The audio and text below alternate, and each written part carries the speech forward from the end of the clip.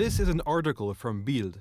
According to journalists from this German news agency, immediately after the incursion of Russian drones into Polish airspace on Wednesday, the Polish government contacted Germany asking for their Skyranger warning system. This took place long after the Polish government abandoned the tried and tested Polish-produced Sky Control anti-drone system. If it weren't for the support of our allies, we would most likely not have been able to defend ourselves. Not even against drones we had no confirmation were armed. The attack came from Russia, it was deliberate, and it was planned for many hours. Among other things, NATO's AWACS system, a threat warning system, was activated. These are AWACS aircraft which can see more from the air. A large part of these objects move very low, so in order to see them, you need to be above the curvature of the Earth. This is where AWACS aircraft are needed. There are also additional measures. For example, Ukraine uses a system that utilizes cell phones, which, based on certain acoustic signatures, track possible sources of attack. There are also domestically produced Polish systems, but the government has withdrawn the system purchased by its predecessors from the border, known as Sky Control. And we still cannot find an answer to the question of why this Sky Control system, which is now the subject of much discussion, is not currently at the border. Everything suggests the answer lies in German newspapers, where it is being said increasingly clearly that Poland wants to buy a system produced by Rheinmetall. And even though German media is buzzing, the Polish government is bending over backwards to deny there are any consultations on this matter. Please don't believe everything German media say. We are interested in buying from Polish companies, especially the Polish armament group. We are looking for the best solutions. The law has changed, and now the public procurement law says drones can be purchased without a tender. But that is up to the military to decide. We have information from the Polish armaments group, from our plants, and from the armament agency that work on anti-drone systems is proceeding very intensively, and that there are various options. One of the variants on the table is the German Skyranger system. There is risk in having a completely foreign system. APS, a native Polish company based in Gdynia, has designed and manufactured systems that are currently even used in Ukraine. The Ukrainians who have commented on anti-drone systems say it is a very efficient system. Such important technical information and know-how about an important air defense system would be held by a German company as opposed to a domestic Polish one. To make matters worse, for years, Rheinmetall has actively supported the Russian army. Rheinmetall, a German defense company based in Düsseldorf, played a key role in the planning and implementation of the Land Forces Training Center in Mulino, Nizhny Novgorod Oblast in Russia. The project was part of a broader military cooperation between Germany and Russia between 2010 and 2014, before it was halted by EU sanctions.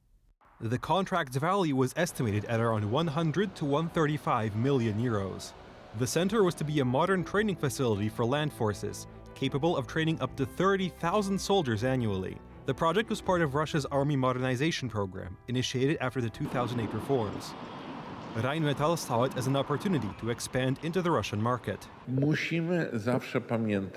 We must always keep in mind that which system ultimately gets chosen affects who has intimate information about the state of Polish air defense. So where did the idea of putting Polish security in the hands of this German company come from in the first place? We should invest in Polish factories, because, with all due respect, these drones have not yet reached Germany. They fly around in Poland.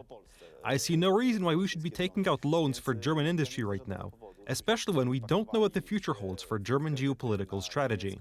In this case, German industry invested hundreds of millions of euros in the development of the Russian military.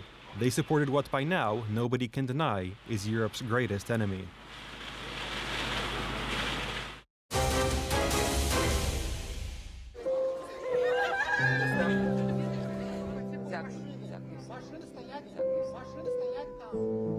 The word freedom has a special meaning for these people.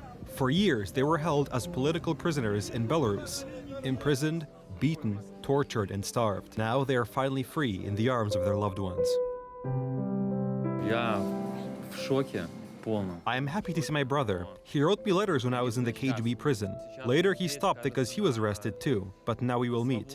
I am still in shock, but I am happy.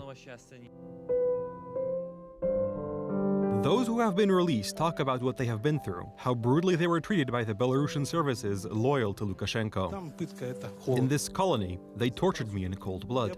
It was very cold in the cells, and I was punished for nothing. They tried to break me, to force me to make incriminating statements against my friends. There were moments of doubt, there was suffering, but there was also hope. They took everything from me, even my passport at the penal colony. They made me a new one here. I am exhausted. December 10th will mark 5 years since I was sent to prison. Thank you to everyone who helped us. Thank you for giving us freedom.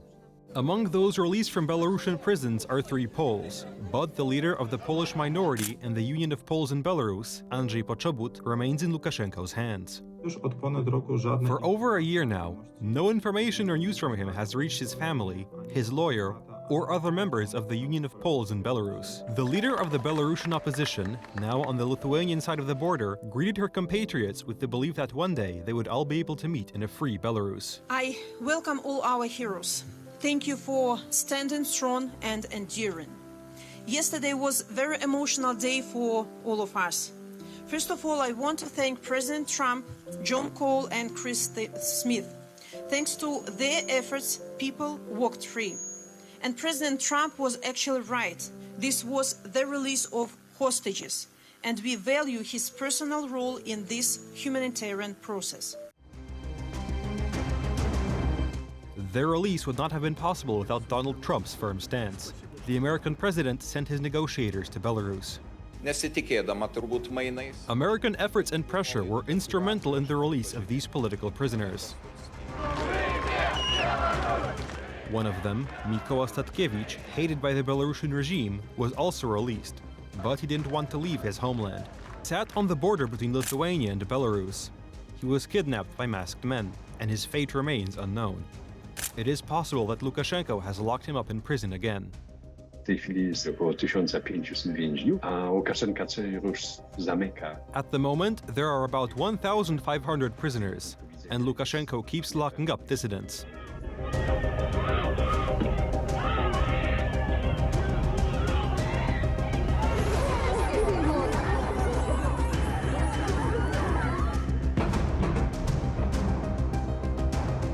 The Belarusian dictator treats anyone who does not obey him as a traitor and brutally suppresses any attempts at protest. Aleksander Łukaszenka okrutnie I bezwzględnie traktuje swoich przeciwników politycznych. Alexander Lukashenko treats his political opponents ruthlessly.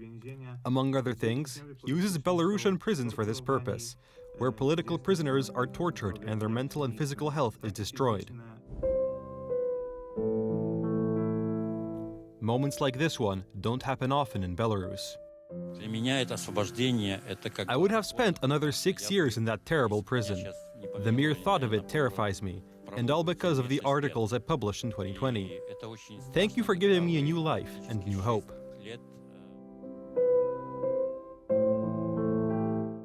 Belarusian oppositionists are true heroes. They survived the hell of Belarusian prisons, did not bow to the dictator's pillory, did not allow themselves to be broken. Now, here they are, alive and safe.